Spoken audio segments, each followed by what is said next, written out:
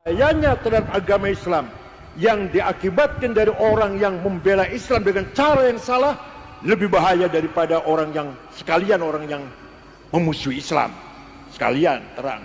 Tapi kalau kelihatannya membela Islam dengan cara yang lebih tariqih, dengan cara yang tidak syar'i, lebih bahaya daripada orang sekalian memusuhi Islam. Paham boten? Saya satu-satunya orang yang terang-terangan mengatakan 212 bukan kebangkitan Islam. Kenapa? Karena sholatnya di Monas, tidurnya di masjid.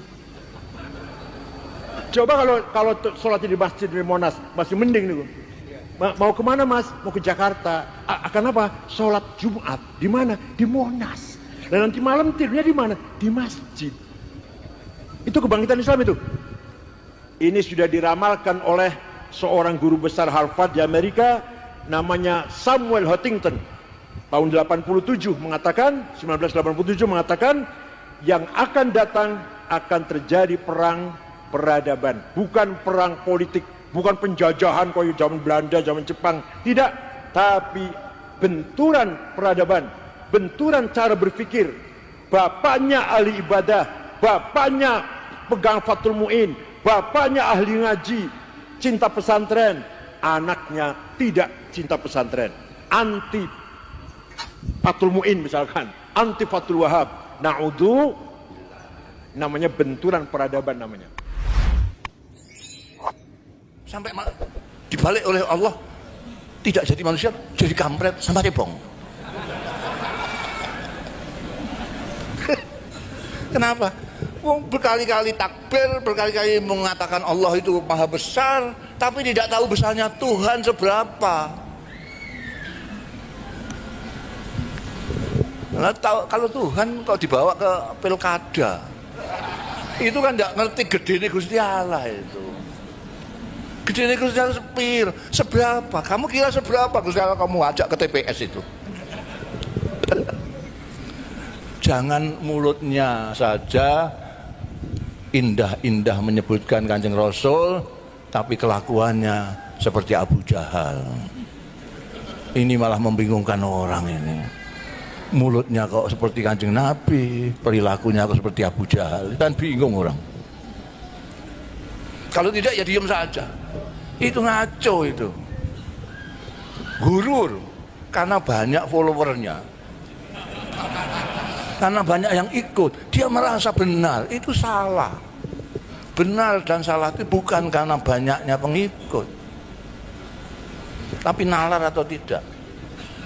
Jangan biarkan Islam dirusak sama orang Islam bodoh-bodoh itu. Dirusak, cemar kita, malu kita. Dulu semua orang menghargai Islam karena kiai-kiai kita memang menampilkan Islam dengan tampilan yang indah. Kiai-kiai tidak ngomong saja, bahkan ada kiai yang tidak ngomong, tapi perilakunya yang ngomong. Ya, Kanjeng Nabi yang begitu indah wajahnya, begitu indah perkataannya, begitu fasih pengendikannya semuanya, itu tidak bisa mengimankan Abu Lahab. Kok sekarang malah kamu ajak dengan membentak-bentak, dengan menjahanam-jahanamkan, meneraka-nerakakan, menista-nistakan, membid'ah-bid'ahkan, tambah lari. Tidak usah takut, langsung Quran dan hadis saja. Sini. Hadis yang paling nomor 1 hadisnya siapa? Imam Bukhari. Saya juga tahu, mantan ketua umum PBNU masa nggak tahu. Hadis nomor 1 hanya Imam Bukhari. Tapi ente nggak tahu Imam Bukhari yang hebat hadisnya itu muridnya Imam Syafi'i, goblok.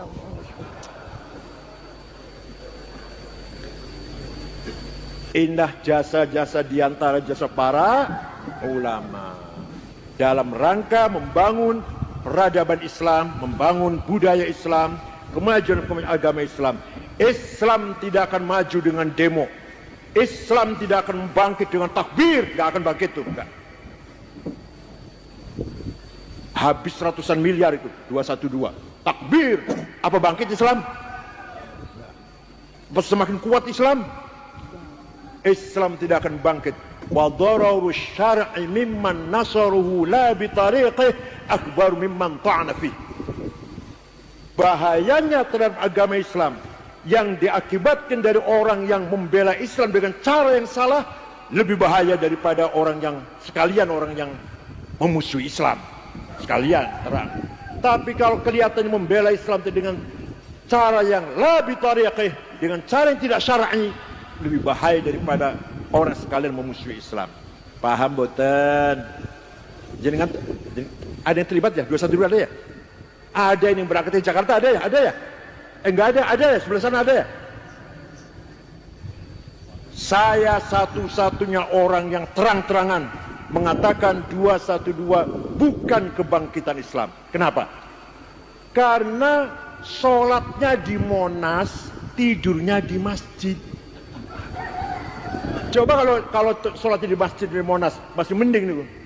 Mau kemana mas? Mau ke Jakarta. Akan apa? Sholat Jumat. Di mana? Di Monas.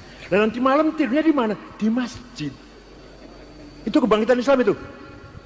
Nah, saya satu-satunya orang yang terang-terangan. Barangkali yang berpendapat dengan saya banyak, tapi yang terang-terangan bisorohah mengatakan bukan Islam. Insya Allah hanya saya yang waktu itu mengatakan demikian. Nah, monggo Islam kita dipelihara, santri semakin semangat belajar. Belum apa-apa kalau baru khatam Alfiyah.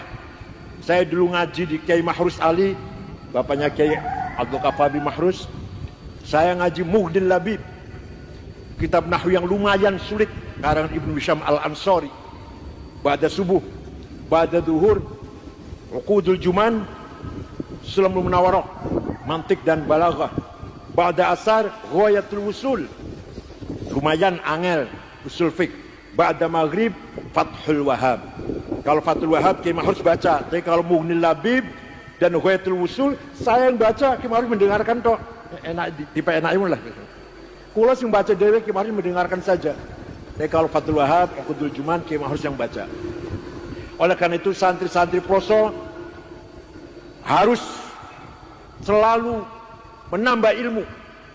Tidak boleh merasa cukup dengan apa yang telah dihasilkan sementara sekarang.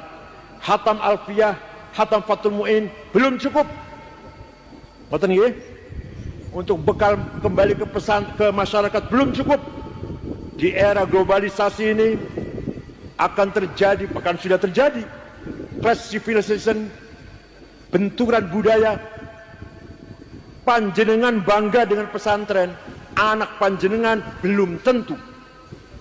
Kita semua bangga dengan Fathul Mu'in, cekelan Fathul Mu'in, anak cucu kita belum tentu.